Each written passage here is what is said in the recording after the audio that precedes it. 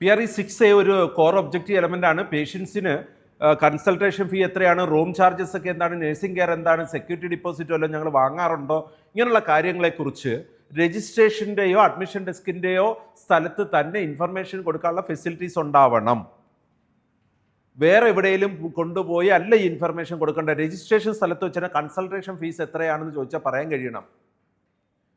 ഏതെങ്കിലും ട്രീറ്റ്മെൻറ്റിൻ്റെ ഫീസ് എത്രയാണെന്ന് ചോദിച്ചാൽ പറയാൻ കഴിയണം.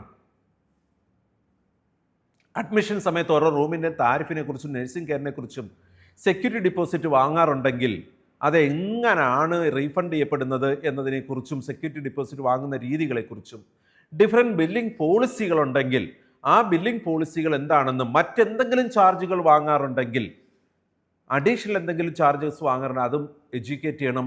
കോർ ഒബ്ജക്റ്റീവ് എലമെൻ്റ് ആണ്. ഇത് ചെയ്തേ പറ്റും നമ്മുടെ ഹോസ്പിറ്റലിൽ. PRE-6A the patient and family members are made aware of the pricing in different settings. നമ്മുടെ ICUവിൽ വന്നാൽ എന്ത് ചാർജസ് വരും, എമർജൻസിയിൽ എന്ത് ചാർജ് വരും, അങ്ങനെ ഓരോ സ്പെഷ്യൽ കേസസിലും ചാർജസിനുള്ള വേരിയേഷൻ ഉണ്ടെങ്കിൽ, ICUവിൽ അഡ്മിറ്റ് ചെയ്യണമെങ്കിലോ സർജറിക്കോ ഡിപ്പോസിറ്റ് വാങ്ങുന്നുണ്ടെങ്കിൽ അങ്ങനെയുള്ള കാര്യങ്ങളെക്കുറിച്ച് വ്യക്തമായി രജിസ്ട്രേഷനിലോ അഡ്മിഷൻ ഡെസ്കിലോ ഇൻഫർമേഷൻ കൊടുക്കാൻ കഴിയണം. PRE-6A അത് പേഷ്യൻ്റെ റൈറ്റാണ്.